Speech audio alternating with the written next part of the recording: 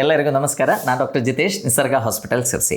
ನಮ್ಮಲ್ಲಿ ಇತ್ತೀಚೆಗೆ ತುಂಬ ಜಾಸ್ತಿ ಈ ಫ್ಯಾಟಿ ಲಿವರ್ ಸಮಸ್ಯೆಗಳು ಕಂಡು ಬರ್ತಾ ಇದೆ. ಅಂದರೆ ಆ ಹೆಸರಲ್ಲೇ ಇದೆ, ನಮ್ಮ ಲಿವರ್ ಏನಿದೆ ಅದರಲ್ಲಿ ಫ್ಯಾಟ್ ಅಕ್ಯುಮುಲೇಟ್ ಆದಾಗ ನಾವು ಅದನ್ನು ಫ್ಯಾಟಿ ಲಿವರ್ ಅಂತ ಹೇಳ್ತೀವಿ. ಸೊ ಇದು ಬಂದ ಕೂಡಲೇ ಎಷ್ಟೋ ಜನ ಹೆದರು ಬಿಡ್ತಾರೆ. ಯಾಕೆಂದರೆ ಅವ್ರಿಗೆ ಗೊತ್ತಿದೆ ಈ ಫ್ಯಾಟಿ ಲಿವರ್ ಏನಿದೆ ಅದು ನಾವು ಇಗ್ನೋರ್ ಮಾಡಿದರೆ, ಅದಕ್ಕೆ ಕರೆಕ್ಟಾಗಿ ನಾವು ಮೆಷರ್ಸ್ ತಗೊಳ್ಳಿಲ್ಲ, ಅದರಿಂದ ಹೊರಗೆ ಬರಲಿಲ್ಲ ಅಂದರೆ ಏನಾಗುತ್ತೆ, ಈ ಫ್ಯಾಟಿ ಲಿವರ್ ಅಡ್ವಾನ್ಸ್ ಆಗಿ ಈವನ್ ಒಂದು ಲಿವರ್ ಸಿರೋಸಿಸ್ ತನಕ ಹೋಗುವಂಥ ಸಾಧ್ಯತೆ ಇದೆ. ಸೊ ನಾನು ಈ ವಿಡಿಯೋದಲ್ಲಿ ಫ್ಯಾಟಿ ಲಿವರ್ ಸಮಸ್ಯೆ ಏನಿದೆ ಅದನ್ನ ಕಂಪ್ಲೀಟ್ಲಿ ಗುಣಪಡಿಸಲಿಕ್ಕೆ ತಗೋಬೇಕಾಗಿರುವಂತಹ 5 ಮುಖ್ಯ ಆಹಾರಗಳ ಬಗ್ಗೆ ನಿಮ್ಮೊಟ್ಟಿಗೆ ಶೇರ್ ಮಾಡ್ತೇನೆ. ಸೊ ಯೂಶಲಿ ನಾವು ಒಂದು ಅಬ್ಡಮನ್ ಸ್ಕ್ಯಾನ್ ಮಾಡಿದಾಗ ಡಾಕ್ಟರ್ ನಮಗೆ ಹೇಳ್ತಾರೆ, ಸರ್ ನಿಮಗೆ ಫ್ಯಾಟಿ ಲಿವರ್ ಸಮಸ್ಯೆ ಇದೆ ಅಂತ ಹೇಳ್ತಾರೆ. ಸೊ ಅದರಲ್ಲಿ ಗ್ರೇಡ್ 1 ಫ್ಯಾಟಿ ಲಿವರ್ ಅಥವಾ ಗ್ರೇಡ್ 2 ಗ್ರೇಡ್ 3 ಫ್ಯಾಟಿ ಲಿವರ್ ಅಂತ ಮೆನ್ಷನ್ ಮಾಡಿರ್ತಾರೆ. ಸೊ ಎಷ್ಟೋ ಜನ ಅದು ನೋಡಿದ ಕೂಡಲೇ ಅವರು ಹೆದರೋ ಬಿಡ್ತಾರೆ. ಅಂದರೆ ನನ್ನ ಲಿವರ್ ಹಾಳಾಗಿದೆ, ಅದರಲ್ಲಿ ಕೊಬ್ಬು ಅಕ್ಯುಮುಲೇಟ್ ಆಗಿ ನನ್ನ ಲಿವರ್ ಹಾಳಾಗಿದೆ, ಈಗ ನನಗೆ ಸಿರೋಸಿಸ್ ಆಗುತ್ತೆ ಅಂತ ಎಷ್ಟೋ ಜನ ಹೆದರ್ಕೊಂಡ್ಬಿಡ್ತಾರೆ.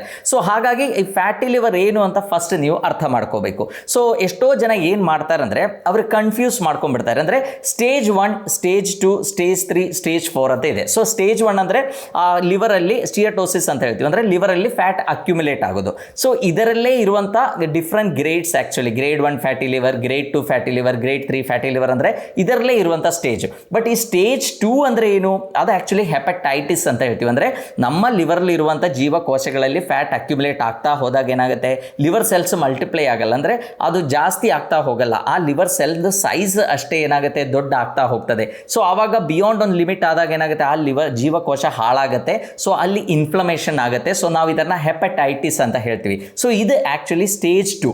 ಆ್ಯಂಡ್ ಸ್ಟೇಜ್ 3 ಅಂದರೆ ಏನಾಗುತ್ತೆ, ಆದರೂ ನಾವು ಸ್ಟೇಜ್ 2 ಅಲ್ಲಿದ್ದು ನಮಗೆ ಹೆಪಟೈಟಿಸ್ ಆದರೂ ನಾವು ಅಷ್ಟೊಂದು ಕೇರ್ ಕೊಡಲಿಲ್ಲ ಅಂತ ಇದ್ದಾಗ ಏನಾಗುತ್ತೆ, ಅಲ್ಲಿ like fibrous tissue formation start ಆಗುತ್ತೆ. ಸೊ ಫೈಬ್ರೋಸಿಸ್ ಆಗುತ್ತೆ. ಇದನ್ನು ನಾವು ಸ್ಟೇಜ್ 3 ಅಂತ ಹೇಳ್ತೀವಿ. ಆ್ಯಂಡ್ ಅದು ನಾವು ಮತ್ತು ಕೇರ್ ಕೊಡಲಿಲ್ಲ ಅಂತ ಹೇಳಿದರೆ ಅದು ಜಾಸ್ತಿಯಾಗಿ ಮತ್ತೆ ಲಿವರ್ ಸಿರೋಸಿಸ್ ಆಗುತ್ತೆ. ಇದಕ್ಕೆ ನಾವು ಸ್ಟೇಜ್ 4 ಅಂತ ಹೇಳ್ತೀವಿ. ಸೊ ಎಷ್ಟೋ ಜನ ಮಾಡುವಂಥ ಒಂದು ತಪ್ಪೇನೆಂದರೆ ಗ್ರೇಡ್ 2 ಫ್ಯಾಟಿ ಲಿವರ್ ಅಥವಾ ಗ್ರೇಡ್ 3 ಫ್ಯಾಟಿ ಲಿವರ್ ಅಂತ ಇದೆ ಅಂತ ಹೇಳಿದ ಕೂಡಲೇ ಅವರು ತುಂಬ ಹೆದರ್ಕೊಂಡ್ಬಿಡ್ತಾರೆ, ನನ್ನ ಲಿವರ್ ಪೂರ್ತಿ ಹಾಳಾಗಿದೆ ಅಂತ ಅನ್ಕೊಂಡ್ಬಿಡ್ತಾರೆ. ಬಟ್ ಅದು ಹಾಗೆ ಅಲ್ಲ. ನಿಮ್ಮ ಈ ಸ್ಟೇಜ್ 1 ಫ್ಯಾಟಿ ಲಿವರ್ ಏನಿದೆ, ಅಂದರೆ ಸ್ಟೇಜ್ 1 ಏನಿದೆ ಅದರಲ್ಲಿ ನಮ್ಮ ಲಿವರಲ್ಲಿ ಫ್ಯಾಟ್ ಅಕ್ಯುಮುಲೇಟ್ ಆಗ್ತಾ ಹೋದಂಗೆ ಅದರಲ್ಲಿ ಎಷ್ಟು ಫ್ಯಾಟ್ ಅಕ್ಯುಮುಲೇಟ್ ಆಗಿದೆ ಅದರ ಮೇಲೆ ಗ್ರೇಡಿಂಗ್ ಆಗ್ತಾ ಇರ್ತದೆ. ಸೊ ಯಾರಿಗಾದ್ರೂ ಗ್ರೇಡ್ 2 ಫ್ಯಾಟಿ ಲಿವರ್ ಇದೆ ಅಂತ ಹೇಳಿದ ಕೂಡಲೇ ನನ್ನ ಲಿವರ್ ಪೂರ್ತಿ ಹಾಳಾಯಿತು ಅಂತ ಅನ್ಕೋಬೇಡಿ, ಹಾಗಲ್ಲ.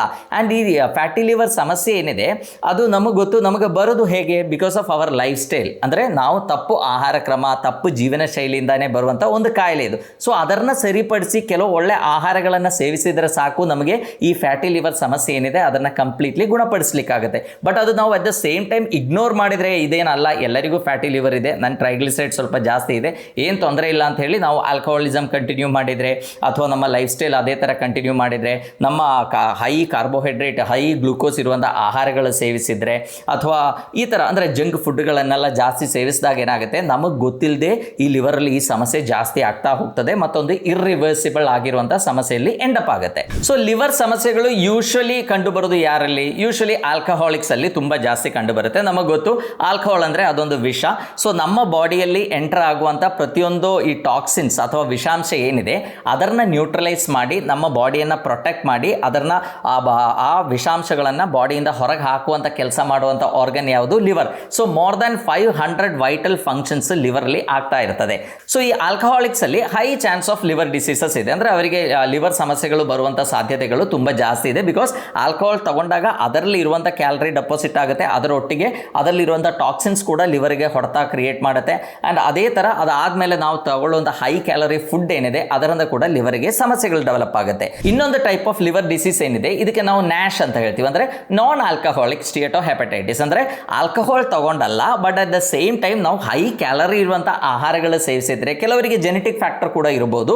ಸೊ ಅದರಿಂದ ನಮ್ಮ ಲಿವರಲ್ಲಿ ಫ್ಯಾಟ್ ಅಕ್ಯುಮುಲೇಟ್ ಆಗಿ ಅದರಲ್ಲಿ ಡ್ಯಾಮೇಜ್ ಕ್ರಿಯೇಟ್ ಆಗುವಂಥ ಒಂದು ಕಂಡೀಷನ್. ಬಟ್ ಇತ್ತೀಚೆಗೆ ತುಂಬ ಜಾಸ್ತಿ ಕಂಡು ಬರ್ತಾ ಇರುವಂಥ ಒಂದು ಲಿವರ್ ಸಮಸ್ಯೆ ಇದೆ. ಇದಕ್ಕೆ ನಾವು MASLD ಅಂತ ಹೇಳ್ತೀವಿ, ಅಂದರೆ ಮೆಟಬಾಲಿಕ್ ಸಿಂಡ್ರೋಮ್ ಅಸೋಸಿಯೇಟೆಡ್. ಅಂದರೆ ಯಾರಿಗೆ ಡಯಾಬಿಟಿಸ್ ಪ್ರಾಬ್ಲಮ್ ಇದೆಯೋ, ಯಾರಿಗೆ ತುಂಬ ಒಬೇಸಿಟಿ ಇದೆಯೋ ಅವರಲ್ಲಿ ಕೂಡ ಈ ಫ್ಯಾಟಿ ಲಿವರ್ ಸಮಸ್ಯೆ ಬರುವಂಥ ಸಾಧ್ಯತೆ ಅಥವಾ ಲಿವರ್ ಡಿಸೀಸ್ ಬರುವಂಥ ಸಾಧ್ಯತೆಗಳು ತುಂಬ ಜಾಸ್ತಿ ಇದೆ. ಸೊ ಈಗ ನಾನು ಲಾಸ್ಟಿಗೆ ಹೇಳಿರುವಂಥ 2 ಗ್ರೂಪ್ ಏನಿದೆ, first alcoholic liver disease. Alcoholic liver disease ಇರೋರಾದ್ರೆ ಏನು ಮಾಡಬೇಕು, ಫಸ್ಟ್ ಆ್ಯಂಡ್ ಫಾರ್ಮೋಸ್ಟ್ ಅವರ ಆಲ್ಕಹಾಲ್ ಅಥವಾ ಮದ್ಯಪಾನ ಏನಿದೆ ಅದನ್ನು ಕಂಪ್ಲೀಟ್ಲಿ ಬಿಡಬೇಕಾಗುತ್ತೆ, ಒಳ್ಳೆ ಆಹಾರ ಕ್ರಮವನ್ನು ಫಾಲೋ ಮಾಡಬೇಕು. ಸೊ ಎಲ್ಲದರಲ್ಲೂ ಕೂಡ ಈ ಆಹಾರ ಕ್ರಮ ಏನಿದೆ that is a most important thing. ನಮ್ಮ ಲಿವರ್ ಸರಿ ಮಾಡಬೇಕು ಅಂತಿದ್ರೆ ಯಾವುದೇ ಲಿವರ್ ಟಾನಿಕ್ ತಗೊಂಡ್ರೆ ಅದು ಸರಿ ಆಗಬೇಕು ಅಂತಿಲ್ಲ, ಬಟ್ ಬಟ್ ನಾವು ಆಹಾರ ಕ್ರಮ ಸರಿಯಾಗಿ ಫಾಲೋ ಮಾಡಿದರೆ ಅದನ್ನು ಕಂಪ್ಲೀಟ್ಲಿ ನಮಗೆ ಕ್ಯೂರ್ ಮಾಡಲಿಕ್ಕಾಗತ್ತೆ.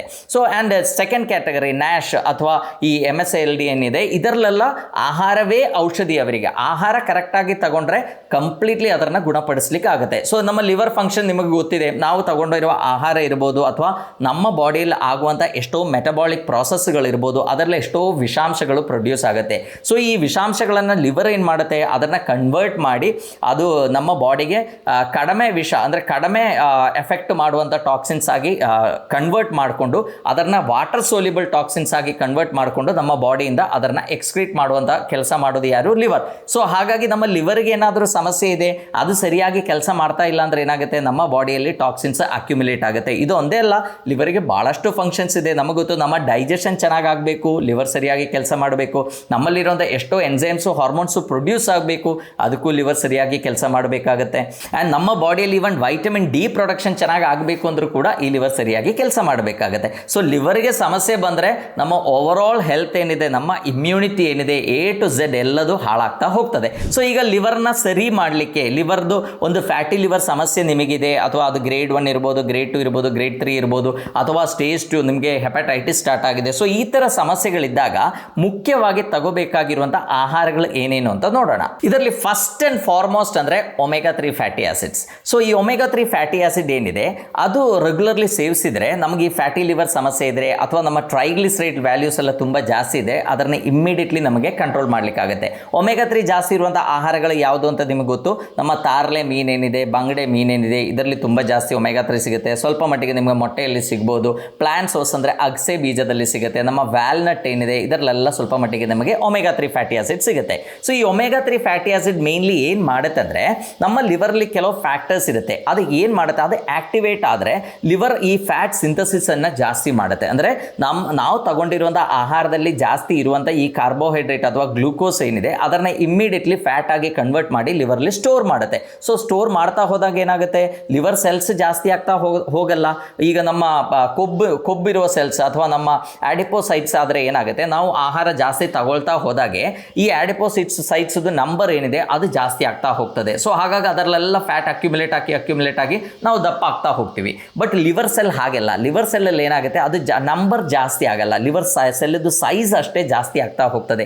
ಸೊ ಫ್ಯಾಟ್ ಪ್ರೊಡಕ್ಷನ್ ಜಾಸ್ತಿ ಆಗ್ತಾ ಹೋದರೆ ಏನಾಗುತ್ತೆ, ಈ ಲಿವರ್ ಸೆಲ್ ಒಳಗೆ ಫ್ಯಾಟ್ ಡೆಪಾಸಿಟ್ ಆಗಿ ಅದು ಎನ್ಲಾರ್ಜ್ ಆಗಿ ಮತ್ತೆ ಬಿಯಾಂಡ್ ಅಂದರೆ ಈ ಫ್ಯಾಟಿ ಲಿವರ್ ಅಂತ ಕಂಡೀಷನ್ ಚೇಂಜ್ ಆಗಿ ನಮಗೆ ಹೆಪಟೈಟಿಸ್ ಅಥವಾ ಅಲ್ಲಿ ಇನ್ಫ್ಲಮೇಷನ್ ಸ್ಟಾರ್ಟ್ ಆಗುತ್ತೆ. ಈ ಜೀವಕೋಶಗಳೇನಿದೆ ಸತ್ತು ಹೋಗುತ್ತೆ ಅಥವಾ ಡ್ಯಾಮೇಜ್ ಆಗುತ್ತೆ. ಸೊ ಲಿವರ್ಲಿ ಇನ್ಫ್ಲಮೇಷನ್ ಸ್ಟಾರ್ಟ್ ಆಗುತ್ತೆ. ನಮ್ಮ ಬಿಲಿರೂಬಿನ್ ಲೆವೆಲ್ಸ್ ಎಲ್ಲ ಜಾಸ್ತಿ ಆಗುವಂಥ ಸಾಧ್ಯತೆ ಈ ಸ್ಟೇಜಲ್ಲಿ ಕಂಡು ಬರುತ್ತೆ. ಸೊ ಹಾಗಾಗಿ ಒಮೆಗಾ 3 ಫ್ಯಾಟಿ ಆಸಿಡ್ ಅಲ್ಲಿ ಇರುವಂಥ EPA ಇರ್ಬೋದು, DHA ಇರ್ಬೋದು, ಇದಕ್ಕೆಲ್ಲ ಒಂದು ಫಂಕ್ಷನ್ ಇದೆ. ಈ ಫ್ಯಾಟನ್ನು, ಈ ಲಿವರ್ ಜಾಸ್ತಿ ಫ್ಯಾಟನ್ನು ಪ್ರೊಡ್ಯೂಸ್ ಮಾಡಲಿಕ್ಕೆ ಬೇಕಾಗಿರುವಂಥ ಫ್ಯಾಕ್ಟರ್ಸ್ ಏನಿದೆ ಅದರ ಮೇಲೆ ಎಫೆಕ್ಟ್ ಮಾಡಿ ಲಿವರ್ ಜಾಸ್ತಿ ಫ್ಯಾಟನ್ನು ಪ್ರೊಡ್ಯೂಸ್ ಮಾಡೋದನ್ನ ಕಡಿಮೆ ಮಾಡಿ ಲಿವರಲ್ಲಿ ಫ್ಯಾಟ್ ಡೆಪಾಸಿಟ್ ಆಗೋದನ್ನ ತಡೆಗಟ್ಟಲಿಕ್ಕೆ omega 3 place A very major role. Omega 3 ಮತ್ತು ಏನು ಮಾಡುತ್ತಂದ್ರೆ, ನಮ್ಮ ಈ ಲಿವರ್ಲಿ ಅಂದರೆ ಫ್ಯಾಟನ್ನು ಬರ್ನ್ ಮಾಡಲಿಕ್ಕೆ, ಬೀಟಾ ಆಕ್ಸಿಡೇಷನ್ ಮಾಡಲಿಕ್ಕೆ ಬೇಕಾಗಿರುವಂಥ ಕೆಲವು ಫ್ಯಾಕ್ಟರ್ಸ್ ಇದೆ, PPAR ಆಲ್ಫಾ ಅಂತ ಹೇಳಿ ಫ್ಯಾಕ್ಟರ್ಸ್ ಇದೆ. ಅದನ್ನು ಆಕ್ಟಿವೇಟ್ ಮಾಡಿ ಲಿವರ್ಲಿ ಸ್ಟೋರ್ ಆಗಿರುವಂಥ ಕೊಬ್ಬೇನಿದೆಯಲ್ಲ ಅದನ್ನು ಬೇಗ ಡೈಜೆಸ್ಟ್ ಮಾಡಲಿಕ್ಕೆ ಸ್ಟಾರ್ಟ್ ಮಾಡುತ್ತೆ. ಅಂದರೆ ಅದರಿಂದ ಶುಗರನ್ನು ರಿಲೀಸ್ ಮಾಡಿ ಲಿವರ್ಲಿ ಅಕ್ಯುಮುಲೇಟ್ ಆಗಿರುವಂಥ ಫ್ಯಾಟನ್ನು ಕಡಿಮೆ ಮಾಡಲಿಕ್ಕೆ ಕೂಡ ಈ omega 3 place A very major role. ಇನ್ನೊಂದೇನು ನಮಗೆ ಗೊತ್ತು, ಒಮೆಗಾ 3ಯಲ್ಲಿರುವಂಥ EPA ಏನು ಮಾಡುತ್ತೆ, ನಮ್ಮ ಬಾಡಿಯಲ್ಲಿ ಆಗುವಂಥ ಇನ್ಫ್ಲಮೇಷನ್ನ ಕಡಿಮೆ ಮಾಡುತ್ತೆ. ಸೊ ನಾನು ಹೇಳಿದ್ದೇನೆ, ಲಿವರಲ್ಲಿ ಫ್ಯಾಟ್ ಅಕ್ಯುಮುಲೇಟ್ ಆಗ್ತಾ ಹೋದಂಗೆ ಏನಾಗುತ್ತೆ, ಲಿವರ್ಲಿ ಇನ್ಫ್ಲಮೇಷನ್ ಜಾಸ್ತಿ ಆಗುತ್ತೆ, ಅಲ್ಲಿ ಬಾವು ಜಾಸ್ತಿ ಆಗುತ್ತೆ. ಸೊ ಅದನ್ನು ಕಡಿಮೆ ಮಾಡಿ ಲಿವರ್ಲಿರುವಂಥ ಇನ್ಫ್ಲಮೇಷನ್ನ ಕಡಿಮೆ ಮಾಡಲಿಕ್ಕೂ ಕೂಡ omega 3 fatty acid is one of the best food. Actually ಈಗ ಈ ಲಿವರ್ ಟಾನಿಕ್ಗಳಂತ ಹೇಳಿ ಎಷ್ಟೋ ಐಟಮ್ಸ್ ಮಾರ್ಕೆಟಲ್ಲಿದೆ, ಎಷ್ಟೋ ಹರ್ಬ್ಗಳು ಯೂಸ್ ಮಾಡಿರುವಂಥ ಮಾರ್ಕೆಟಲ್ಲಿ ಎಷ್ಟೋ ಐಟಮ್ಸ್ ಇದೆ. ಸೊ ಬಟ್ ಅದಕ್ಕಿಂತ ಎಲ್ಲ ಎಫೆಕ್ಟಿವ್ ಆಗಿರುವಂಥದ್ದು ಯಾವುದು, ಎಷ್ಟೋ ಸಂಶೋಧನೆಗಳಾಗಿ ಆಗಿರುವಂಥದ್ದು ಯಾವುದು ಅಂದರೆ ಕೆಲವು ಐಟಮ್ಸ್ ಅಷ್ಟೇ, 5 ಐಟಮ್ಸ್ ಇದೆ. ಅದರಲ್ಲಿ ಫಸ್ಟ್ ಆ್ಯಂಡ್ ಫಾರ್ಮೋಸ್ಟ್ ಇಸ್ ಈ omega 3 fatty acid. So regularly ಯಾರಿಗಾದರೂ ಫ್ಯಾಟಿ ಲಿವರ್ ಸಮಸ್ಯೆ ತುಂಬ ಜಾಸ್ತಿ ಕಂಡು ಬಂದರೆ ನಾವೇನು ಮಾಡಬೇಕು, ಒಮೆಗಾ 3 ಫ್ಯಾಟಿ ಆಸಿಡ್ ಸಪ್ಲಿಮೆಂಟ್ಸನ್ನು ತಗೋಬೋದು, ಅಥವಾ ಒಮೆಗಾ 3 ಫ್ಯಾಟಿ ಆಸಿಡ್ ಜಾಸ್ತಿ ಇರುವಂಥ ಮೀನುಗಳನ್ನು ಸೇವಿಸ್ಬೋದು, ಅಥವಾ ಒಮೆಗಾ 3 ಜಾಸ್ತಿ ಇರುವಂಥದ್ದು ಸೀಡ್ಸ್ಗಳನ್ನು ಕೂಡ ನೀವು ಸೇವಿಸ್ಬೋದು. ಸೊ ಇದೆಲ್ಲ ಮಾಡುವಾಗ ನಾವು ಎಲ್ಲ ಚೆನ್ನಾಗಿ ತಿಂದ್ಕೊಂಡು ಅದರೊಟ್ಟಿಗೆ ಸಿಕ್ಕಾಪಟ್ಟೆ ಒಂದು 4-5 ಮೀನು ತಿಂದು ಅಥವಾ ಈ ಥರ ಸಪ್ಲಿಮೆಂಟ್ಸ್ ತಗೊಂಡ್ರೆ ಉಪಯೋಗ ಆಗಲ್ಲ. ಇದರೊಟ್ಟಿಗೆ ನಾವು ಏನು ಮಾಡಬೇಕು, ನಾವು ತಗೊಳ್ಳುವಂಥ ಕ್ಯಾಲರಿ ಏನಿದೆ, ಗ್ಲೂಕೋಸ್ ಅಂಶ ಜಾಸ್ತಿ ಇರುವಂಥ ಧಾನ್ಯಗಳೇನಿದೆ ಅದನ್ನು ಆದಷ್ಟು ಕಡಿಮೆ ಮಾಡಬೇಕು. ಅದರೊಟ್ಟಿಗೆ ಸಾಫ್ಟ್ ಡ್ರಿಂಕ್ಸ್ ಎಲ್ಲ ಕುಡಿಯುವಂಥ ಹ್ಯಾಬಿಟ್ಗಳಿದ್ದರೆ ಅದನ್ನು ಕಂಪ್ಲೀಟ್ಲಿ ಬಿಡಬೇಕು. ನೀವು ಸ್ವೀಟನ್ನು ಕಂಪ್ಲೀಟ್ಲಿ ರೆಸ್ಟ್ರಿಕ್ಟ್ ರಿಸ್ಟ್ರಿಕ್ಟ್ ಮಾಡಬೇಕು. ಸೊ ಎಷ್ಟೋ ಜನ ಅನ್ಕೊಂಡಿದ್ದಾರೆ ಫ್ಯಾಟಿ ಲಿವರ್ ಅಂದರೆ ಆ ಹೆಸರಲ್ಲಿದೆ ಫ್ಯಾಟ್. ಸೊ ಫ್ಯಾಟ್ ಇರುವಂಥ ಆಹಾರಗಳನ್ನು ನಾವು ತಗೋಬಾರ್ದು. ಹಾಗಲ್ಲ, ನಾವು ತಗೊಂಡು ನಮ್ಮ ಕೊಲೆಸ್ಟ್ರಾಲ್, ನಾವು ತಗೊಳ್ಳೋಂಥ ಆಹಾರದಿಂದ ಫ್ಯಾಟ್ ತಿಂದು ಕೊಲೆಸ್ಟ್ರಾಲ್ ಎಲ್ಲ ಜಾಸ್ತಿ ಆಗೋದು ಹಾರ್ಡ್ಲಿ 10 to 15%. ರಿಮೈನಿಂಗ್ 85% ಏನಿದೆ ನಮ್ಮ ಲಿವರೇ ಪ್ರೊಡ್ಯೂಸ್ ಮಾಡ್ತಾ ಇರ್ತದೆ ಫ್ಯಾಟ್.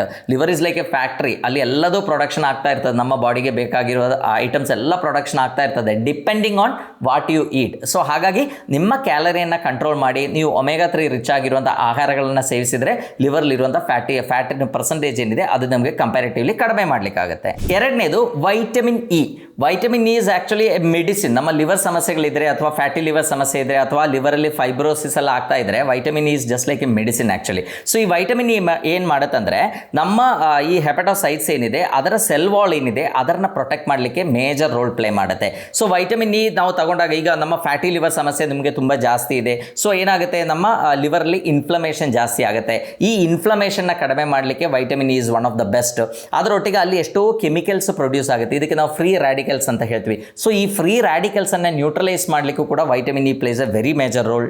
ಅದರೊಟ್ಟಿಗೆ ನಮ್ಮ ಲಿವರಲ್ಲಿ ಆಗುವಂಥ ಆಕ್ಸಿಡೇಟಿವ್ ಡ್ಯಾಮೇಜ್ ಏನಿದೆ ಅದನ್ನು ತಡೆಗಟ್ಟಲಿಕ್ಕೂ ನಮ್ಮ ಲಿವರ್ ಸೆಲ್ ಅನ್ನು ಪ್ರೊಟೆಕ್ಟ್ ಮಾಡಲಿಕ್ಕೂ ಕೂಡ vitamin E is one of the best medicine. So ಹಾಗಾಗಿ ವೈಟಮಿನ್ ಇ ರಿಚ್ ಆಗಿರುವಂಥ ಆಹಾರಗಳನ್ನು ನಾವು ರೆಗ್ಯುಲರ್ಲಿ ಸೇವಿಸಬೇಕು. ಅಂದರೆ ನಮ್ಮ ನಟ್ಸ್ಗಳೇನಿದೆ ಅದರಲ್ಲಿ ನಿಮಗೆ ತುಂಬ ಚೆನ್ನಾಗಿ ವೈಟಮಿನ್ ಇ ಸಿಗುತ್ತೆ. ನಿಮ್ಮ ಸೀಡ್ಸ್ಗಳಲ್ಲಿ ತುಂಬ ಚೆನ್ನಾಗಿ ವೈಟಮಿನ್ ಇ ಸಿಗುತ್ತೆ. ಸ್ಪೈನಾಚಲ್ಲಿ ಅಂದರೆ ಪಾಲಕ್ ಸೊಪ್ಪು ಏನಿದೆ ಅದರಲ್ಲಿ ನಮಗೆ ಸಫಿಷಿಯೆಂಟ್ ಆಗಿ ವೈಟಮಿನ್ ಇ ಸಿಗುತ್ತೆ. ಅದೇ ಥರ ಎಷ್ಟೋ ಮೀನುಗಳಲ್ಲಿ ನಮಗೆ ವೈಟಮಿನ್ ಇ ಸಿಗುತ್ತೆ. ಸೊ ಈ ವೈಟಮಿನ್ ಇ ರಿಚ್ ಆಗಿರುವಂಥ ಆಹಾರಗಳು ಸೇವಿಸಿದ್ದು ನಿಮ್ಮ ಲಿವರ್ ಸೆಲ್ಲನ್ನು ಪ್ರೊಟೆಕ್ಟ್ ಮಾಡಲಿಕ್ಕೆ one of the best medicine ಅಂತ ಹೇಳ್ಬೋದು.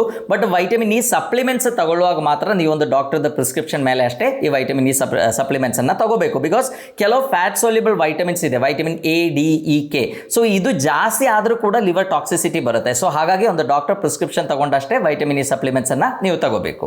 ಮೂರನೇದು ಸೊಲ್ಯುಬಲ್ ಫೈಬರ್, ಅಂದರೆ ನೀರಲ್ಲಿ ಮಿಕ್ಸ್ ಆಗುವಂಥ ನಾರಿನಾಂಶ ಇರುವಂಥ ಆಹಾರಗಳನ್ನು ನಾವು ಸೇವಿಸಬೇಕು. ಸೊ ಸೊಲ್ಯುಬಲ್ ಫೈಬರ್ ಮತ್ತು ಇನ್ಸೊಲ್ಯುಬಲ್ ಫೈಬರ್ ಇದು ಎರಡು ಟೈಪ್ ಇದೆ. ಸೊ ಈ ಸೊಲ್ಯುಬಲ್ ಫೈಬರ್ ಏನಾಗುತ್ತೆ ಅಂದರೆ ನಾವು ತಗೊಂಡಾಗ ಅದು ಅದರ ಒಳಗೆ ನಮ್ಮ ಹೊಟ್ಟೆ ಒಳಗೆ ಇರುವಂಥ ನೀರೊಟ್ಟಿಗೆ ಮಿಕ್ಸ್ ಆದಾಗ ಅದೊಂದರ ಪಲ್ಪ್ ಆಗುತ್ತೆ. ಸೊ ಈ ಪಲ್ಪ್ ಆದಾಗ ಏನಾಗುತ್ತೆ, ಅದು ನಮ್ಮ ಆಹಾರದಲ್ಲಿ ಇರುವಂಥ ಗ್ಲೂಕೋಸ್ದ ಅಬ್ಸಾರ್ಪ್ಷನ್ ಏನಿದೆ ಅದನ್ನು ಕಡಿಮೆ ಮಾಡುತ್ತೆ. ಸೊ ನಮಗೆ ಜಾಸ್ತಿ ಗ್ಲೂಕೋಸ್ ಎಂಟರ್ ಆಗೋದ್ರಿಂದಾನೇ ಈ ಫ್ಯಾಟಿ ಲಿವರ್ ಸಮಸ್ಯೆ ಬರ್ತಾ ಇದೆ. ಸೊ ಅದನ್ನು ಕಡಿಮೆ ಮಾಡಲಿಕ್ಕೆ this is one of the best. ಅದರ ಒಟ್ಟಿಗೆ ನಮ್ಮ ಹೊಟ್ಟೆಯಲ್ಲಿ ಈ ಸೊಲ್ಯುಬಲ್ ಫೈಬರ್ ಏನಿದೆ ಅದು ಡೈಜೆಸ್ಟ್ ಆದಾಗ ಫಾರ್ಮ್ ಆಗುವಂಥ ಶಾರ್ಟ್ ಚೈನ್ ಫ್ಯಾಟಿ ಆಸಿಡ್ ಏನಿದೆ ಅದು ನಮ್ಮ ಜೀರ್ಣಾಂಗ ವ್ಯೂಹದಲ್ಲಿ ಇರುವಂಥ ಒಳ್ಳೆ ಬ್ಯಾಕ್ಟೀರಿಯಾಗಳದ್ದು ಮೇಜರ್ ಫುಡ್ ಆ್ಯಕ್ಚುಲಿ. ಸೊ ಅದು ಚೆನ್ನಾಗಿದ್ದಾಗ ಏನಾಗುತ್ತೆ, ನಮ್ಮ ಬ್ಯಾಕ್ಟೀರಿಯಲ್ ಫ್ಲೋರಾ ಚೆನ್ನಾಗಾಗುತ್ತೆ, ನಮ್ಮ ಗಟ್ಟಲ್ಲಿ ಇರುವಂಥ ಇನ್ಫ್ಲಮೇಷನ್ ತುಂಬ ಕಡಿಮೆ ಆಗುತ್ತೆ, ನಮಗೆ ಲೀಕಿ ಗಟ್ ಸಿಂಡ್ರೋಮ್ ಈ ಥರ ಸಮಸ್ಯೆಗಳಿದ್ರೆ ಅದನ್ನು ಕೂಡ ಸಾಲ್ವ್ ಮಾಡಲಿಕ್ಕಾಗುತ್ತೆ. ಸೊ ನಮ್ಮ ಬಾಡಿಯಲ್ಲಿ ಆಗುವಂಥ ಇನ್ಫ್ಲಮೇಷನ್ನ ಕಂಪ್ಯಾರಿಟಿವ್ಲಿ ಕಡಿಮೆ ಮಾಡಲಿಕ್ಕಾಗುತ್ತೆ.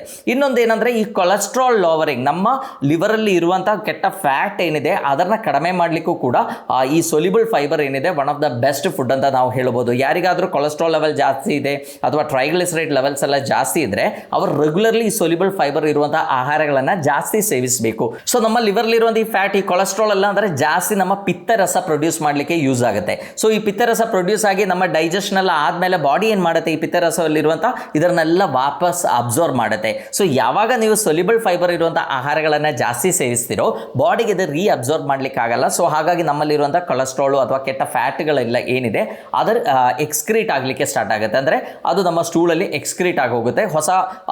ಹೊಸ ಪಿತ್ತರಸ ಪ್ರೊಡ್ಯೂಸ್ ಮಾಡೋ ಸಲುವಾಗಿ ನಮ್ಮಲ್ಲಿರುವಂಥ ಕೊಲೆಸ್ಟ್ರಾಲು ಖರ್ಚಾಗ್ತಾ ಹೋಗ್ತದೆ. ಸೊ ಹಾಗಾಗಿ ನಿಮ್ಮ ಕೊಲೆಸ್ಟ್ರಾಲ್ ಲೆವೆಲ್ ಜಾಸ್ತಿ ಇದೆ, ನಿಮ್ಮ ಟ್ರೈಗ್ಲಿಸರೈಡ್ ಲೆವೆಲ್ ಜಾಸ್ತಿ ಇದೆ, ನಿಮಗೆ ಫ್ಯಾಟಿ ಲಿವರ್ ಇದೆ ಅಂತ ಆದರೆ ನಿಮ್ಮ ಆಹಾರದ ಒಂದು ಮೇಜರ್ ಪೋರ್ಷನ್ ಏನಿರಬೇಕು, ಈ ಸೊಲ್ಯುಬಲ್ ಫೈಬರ್ ಇರುವಂಥ ಆಹಾರಗಳಿರಬೇಕಾಗತ್ತೆ. ಸೊ ಸೊಲ್ಯುಬಲ್ ಫೈಬರ್ ಜಾಸ್ತಿ ಇರುವಂಥ ಆಹಾರಗಳು ಯಾವುದು, ಎಲ್ಲ ಸೀಡ್ಸಲ್ಲಿ ಒಂಥರ ಈ ಜೆಲ್ಲಿ ಟೈಪ್ ಇರುವಂಥದ್ದು ಲೋಳೆ ಇರುವಂಥ ಸೀಡ್ಸ್ಗಳಲ್ಲಿ ಏನಿದೆ ಅದರಲ್ಲಿ, ಅಂದರೆ ತರಕಾರಿಗಳಲ್ಲಿ ಏನಿದೆ ಅದರಲ್ಲೆಲ್ಲ ಈ ಸೊಲ್ಯುಬಲ್ ಫೈಬರ್ ಜಾಸ್ತಿ ಇರುತ್ತೆ. ನಮ್ಮ ಬೆಂಡೆಕಾಯಿ ತುಂಬ ಚೆನ್ನಾಗಿ ಸೊಲ್ಯುಬಲ್ ಫೈಬರ್ ನಿಮಗೆ ಅದರಲ್ಲಿ ಸಿಗುತ್ತೆ. ಪೇರ್ಲೆ ಹಣ್ಣು ಚೆನ್ನಾಗಿ ನಮಗೆ ಸೊಲ್ಯುಬಲ್ ಫೈಬರ್ ಸಿಗುತ್ತೆ. ಆ್ಯಪಲ್ ಅದರಲ್ಲಿ ಚೆನ್ನಾಗಿ ಸೊಲ್ಯುಬಲ್ ಫೈಬರ್ ಸಿಗುತ್ತೆ.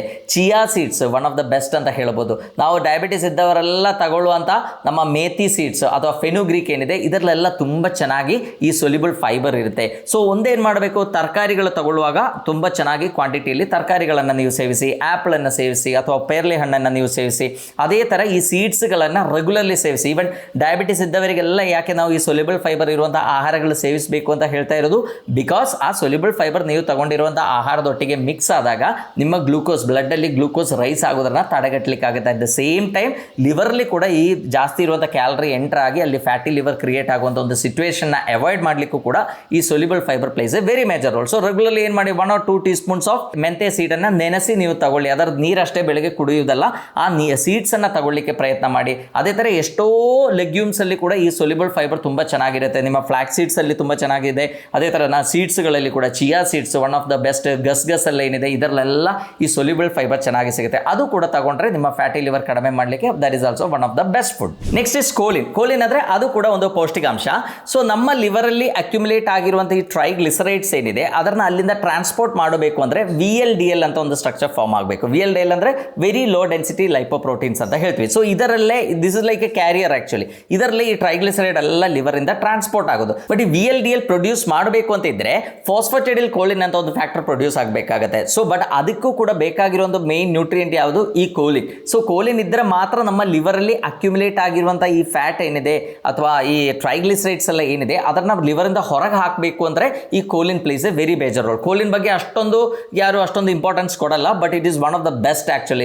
ಫ್ಯಾಟಿ ಲಿವರ್ ಸಮಸ್ಯೆ ಇದೆ ಅಥವಾ ಲಿವರಲ್ಲಿ ಏನಾದರೂ ಸ್ಕಾರಿಂಗ್ ಆಗ್ತಾ ಇದೆ, ಫೈಬ್ರೋಸಿಸ್ ಆಗ್ತಾ ಇದೆ ಅಂತೆಲ್ಲ ಆದರೆ choline place A very major role. ಯಾಕೆಂದರೆ ಇದು ಒಂದೇ ಅಲ್ಲ ಅದರದ್ದು ಫಂಕ್ಷನ್, ಅದರ ಒಟ್ಟಿಗೆ ನಮ್ಮ ಲಿವರಲ್ಲಿ ಆಗುವಂಥ ಇನ್ಫ್ಲಮೇಷನ್ನ ಕಡಿಮೆ ಮಾಡಲಿಕ್ಕೆ, ಲಿವರ್ ಸೆಲ್ಲನ್ನು ಪ್ರೊಟೆಕ್ಟ್ ಮಾಡಲಿಕ್ಕೆ, ಅಲ್ಲಿರುವಂಥ ಆಕ್ಸಿಡೇಟಿವ್ ಡ್ಯಾಮೇಜನ್ನು ಕಡಿಮೆ ಮಾಡಲಿಕ್ಕೆ ಎಲ್ಲ choline place A very major role. So choline ನಮಗೆ ತುಂಬ ಚೆನ್ನಾಗಿ ಸಿಗುವ ಫುಡ್ ಐಟಮ್ ಯಾವುದು ಅಂತ ಕೇಳಿದರೆ ಮೊಟ್ಟೆ, ಎಗ್ ಯೋಕ್, ಎಗ್ಗಲ್ಲಿರುವಂಥ ಎಲ್ಲೋ ಏನಿದೆ ಅದರಲ್ಲಿ ತುಂಬ ಚೆನ್ನಾಗಿ ನಮಗೆ ಕೋಲಿನ್ ಸಿಗುತ್ತೆ.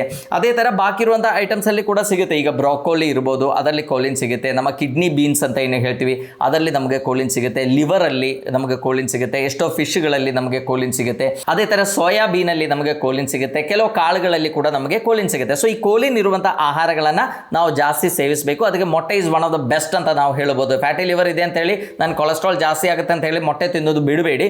ಬೇಕಾದ್ರೆ ಬೆಳಗಿನ ಬ್ರೇಕ್ಫಾಸ್ಟ್ ನೀವು ಕ್ಯಾನ್ಸಲ್ ಮಾಡಿ ಅದರ ಬದಲು ಒಂದು 2 ಅಥವಾ 3 ಮೊಟ್ಟೆ ನೀವು ತಗೊಂಡು ನೋಡಿ, ನಿಮ್ಮ ಲಿವರ್ ಫಂಕ್ಷನ್ ತುಂಬ ಚೆನ್ನಾಗಿ ಇಂಪ್ರೂವ್ ಆಗುತ್ತೆ.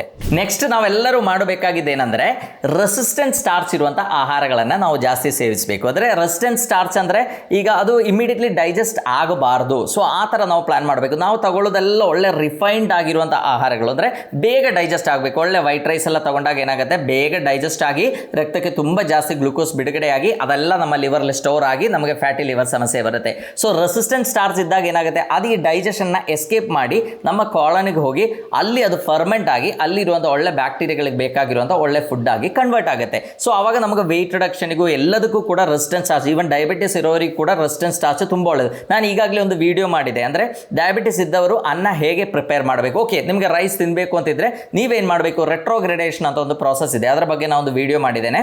ಆ ಅನ್ನ ಏನಿದೆ ಬಿಸಿ ಮಾಡಿ ಆ ಬಿಸಿ ಅನ್ನವನ್ನು ಸೀದಾ ಫ್ರಿಡ್ಜಲ್ಲಿ ಇಟ್ಟು ಕೂಲ್ ಮಾಡಿದ ಮೇಲೆ ಉಪಯೋಗಿಸುವಂಥ ಒಂದು ಪದ್ಧತಿ. ಸೊ ಅವಾಗ ಏನಾಗುತ್ತೆ, ಅದರಲ್ಲಿ ಎಷ್ಟೋ ಸ್ಟಾರ್ಚ್ ಏನಿದೆ ಅದು ರೆಸಿಸ್ಟೆಂಟ್ ಸ್ಟಾರ್ಚ್ ಆಗಿ ಕನ್ವರ್ಟ್ ಆಗುತ್ತೆ. ಅದು ಈಸಿಯಾಗಿ ಡೈಜೆಸ್ಟ್ ಆಗಲ್ಲ. ನಮ್ಮ ವೆಯ್ಟ್ ರಿಡಕ್ಷನ್ಗೆ, ಡಯಾಬಿಟಿಸ್ ಕಂಟ್ರೋಲ್ ಆಗಲಿಕ್ಕೆ, ಫ್ಯಾಟಿ ಲಿವರ್ ಇದಕ್ಕೆಲ್ಲ ಅದು ತುಂಬ ಯೂಸ್ ಆಗುತ್ತೆ. ಆ್ಯಂಡ್ ರೆಸಿಸ್ಟೆಂಟ್ ಸ್ಟಾರ್ಚ್ ಇರುವಂಥ ಎಷ್ಟೋ ಆಹಾರಗಳು ಕೂಡ ಇದೆ. ಈಗ ನಮ್ಮ ಹಸಿ ಬನಾನಾ, ಅಂದರೆ ಹಣ್ಣಾಗಿರೋ ಬಾಳೆಹಣ್ಣಲ್ಲ, ಹಸಿಯಾಗಿರುವಂಥ ಬಾಳೆಹಣ್ಣು ಇರ್ಬೋದು, ಅಥವಾ ಎಷ್ಟೋ ನಮ್ಮ ಸೀಡ್ಸ್ಗಳು, ಲೆಗ್ಯೂಮ್ಸ್ ಏನಿದೆ ಅದರಲ್ಲೆಲ್ಲ ರೆಸಿಸ್ಟೆಂಟ್ ಸ್ಟಾರ್ಚ್ ತುಂಬ ಚೆನ್ನಾಗಿರುತ್ತೆ. ಆ್ಯಂಡ್ ನಾನು ಹೇಳ್ದಂಗೆ ಈ ರೆಸಿಸ್ಟೆಂಟ್ ಸ್ಟಾರ್ಚ್ ನೀವು ಮಾಡ್ಬೋದು. ಆ್ಯಕ್ಚುಲಿ ನಾವು ಈ ಅನ್ನ ಆಗಲಿ ಬೇರೆ ಯಾವುದೇ ಐಟಮ್, ಓಟ್ಸಲ್ಲಿ ರೆಸಿಸ್ಟೆಂಟ್ ಸ್ಟಾರ್ಚ್ ಇದೆ. ಸೊ ಇದೆಲ್ಲ ನಾವು ಬಿಸಿ ಮಾಡಿದಾಗ ಏನಾಗುತ್ತೆ, ಆ ಪ್ಲಾಂಟ್ಸ್ ಎಲ್ಲದು ಆ ಜೀವಕೋಶ ಏನಿದೆ ಅದರ ಸುತ್ತಲಿರುವ ಗೋಡೆ ಅಥವಾ ವಾಲ್ ಏನಿದೆ ಅದು ಹೊಡೆದು ಅದರೊಳಗೆ ನೀರು ಎಂಟರ್ ಆಗುತ್ತೆ. ಅದರೊಳಗೆ ಒಂದು ಜೆಲಾಟಿನ್, ಒಂದು ಜೆಲ್ ಲೈಕ್ ಸಬ್ಸ್ಟೆನ್ಸ್ ಫಾರ್ಮ್ ಆಗುತ್ತೆ. ಇದನ್ನ ನಾವು ಇಮ್ಮಿಡಿಯೇಟ್ಲಿ ಫ್ರಿಡ್ಜಲ್ಲಿ ಇಟ್ಟು ಕೂಲ್ ಮಾಡಿದಾಗ ಏನಾಗುತ್ತೆ, ಅದು ಕನ್ವರ್ಟ್ ಆಗುತ್ತೆ, ರೆಸಿಸ್ಟೆಂಟ್ ಸ್ಟಾರ್ಚ್ ಆಗಿ ಕನ್ವರ್ಟ್ ಆಗುತ್ತೆ. ಅದು ಫುಲ್ ಅಲ್ಲ, ಅಟ್ಲೀಸ್ಟ್ ಒಂದು great portion of it will get converted to resistant starch. ಮತ್ತೆ ನಾವು ಅದು ತಿಂದರೂ ಕೂಡ, ಮತ್ತೆ ಬಿಸಿ ಮಾಡಿ ತಿಂದರೂ ಕೂಡ ಅದು ನಮ್ಮ ಹೊಟ್ಟೆಯಲ್ಲಿ ಬೇಗ ಡೈಜೆಸ್ಟ್ ಆಗಲ್ಲ, ಇಮ್ಮಿಡಿಯೇಟ್ಲಿ ಕೊಳನಿಗೆ ಹೋಗ್ಬಿಡುತ್ತೆ. ಸೊ ಹಾಗಾಗಿ ರೆಸಿಸ್ಟೆಂಟ್ ಸ್ಟಾರ್ಚ್ ಇರುವಂಥ ಆಹಾರಗಳನ್ನು ನಾವು ಜಾಸ್ತಿ ಸೇವಿಸಬೇಕು, ಎಸ್ಪೆಷಲಿ ಲಿವರ್ ಸಮಸ್ಯೆ ಇರೋರು. ಈಗ ನಾನು ಕಂಪ್ಲೀಟ್ಲಿ ಅನ್ನ ಬಿಡಿ, ಕಂಪ್ಲೀಟ್ಲಿ ಚಪಾತಿ ಬಿಡಿ ಅಥವಾ ಏನು ತಿನ್ನಬೇಡಿ ಅಂತ ಹೇಳಿದರೆ, ಕಾರ್ಬೋಹೈಡ್ರೇಟ್ ಬಿಡಿ ಅಂತ ಹೇಳಿದರೆ ಯಾರೂ ಬಿಡಲ್ಲ. ಸೊ ದ್ಯಾಟ್ ಏನು ಮಾಡಬೇಕು, ಈ ಪ್ರಾಸೆಸ್ ಏನಿದೆ ರೆಟ್ರೋಗ್ರೇಡೇಷನ್, ನೀವು ನೋಡ್ಬೋದು ಡಯಾಬಿಟಿಕ್ ರೈಸ್ ಅಂತ ನಾನು ಒಂದು ವಿಡಿಯೋ ಮಾಡಿದೆ, ಅದರಲ್ಲಿ ಇದರ ಬಗ್ಗೆ ನಾನು ಹೇಳಿದ್ದೇನೆ. ಸೊ ಆ ಪ್ರಾಸೆಸನ್ನು ಲಿವರ್ ಸಮಸ್ಯೆ ಇರೋರು ಮಾಡಿದರೆ ನಮ್ಮ ವೆಯ್ಟ್ ಕಡಿಮೆ ಆಗಲಿಕ್ಕೂ, ನಮ್ಮ ಲಿವರ್ಲಿರುವ ಫ್ಯಾಟ್ ಕಡಿಮೆ ಆಗಲಿಕ್ಕೂ ಕೂಡ ತುಂಬ ಒಳ್ಳೆಯದು. ಸೊ ನಾನೀಗ ಹೇಳಿರುವಂಥ ಐಟಮ್ಸ್ ಬಗ್ಗೆ ಒಂದು ರಿಕಲೆಕ್ಟ್ ಮಾಡೋಣ. ಫಸ್ಟ್ ಒಮೆಗಾ 3 ಫ್ಯಾಟಿ ಆಸಿಡ್ ಹೇಳಿದ್ದೇನೆ, ಸೊಲ್ಯುಬಲ್ ಫೈಬರ್, ಆ್ಯಂಡ್ 3ನೇದು ಕೋಲಿನ್, 4ನೇದು ರೆಸಿಸ್ಟೆಂಟ್ ಸ್ಟಾರ್ಚ್, ಆ್ಯಂಡ್ 5ನೇದು ವೈಟಮಿನ್ ಇ. ಸೊ ಈ ಆಹಾರಗಳು ಇದೇ ಮೇನ್ ಸೂಪರ್ ಫುಡ್. ನಿಮಗೆ ಯಾವುದೇ ಮೆಡಿಸಿನ್ ತಗೊಂಡ್ರೆ, ಲಿವರ್ ಟಾನಿಕ್ ತಗೊಂಡ್ರೆ ನಿಮಗೆ ಎಷ್ಟು ರಿಸಲ್ಟ್ ಸಿಗಬಹುದೋ ಅದಕ್ಕಿಂತ 100 ಪಟ್ಟು ಜಾಸ್ತಿ ಈ ಆಹಾರಗಳನ್ನು ಸೇವಿಸಿದರೆ ನಿಮಗೆ ಸಿಗುತ್ತೆ. ಸೊ ಫ್ಯಾಟಿ ಲಿವರ್ ಅಂತ ಹೇಳಿ ಯಾರು ಹೆದರಬೇಡಿ. ಕರೆಕ್ಟ್ ಆಗಿರುವಂಥ ಆಹಾರ ಕ್ರಮವನ್ನು ಫಾಲೋ ಮಾಡಿದರೆ immediately with in a month R 2 ನಮಗೆ ಈ ಫ್ಯಾಟಿ ಲಿವರ್ ಸಮಸ್ಯೆಯಿಂದ ಕಂಪ್ಲೀಟ್ಲಿ ಹೊರಬರಲಿಕ್ಕೆ ಆಗುತ್ತೆ ಅಂತ ಹೇಳ್ತಾ ಎಲ್ಲರಿಗೂ ಧನ್ಯವಾದ.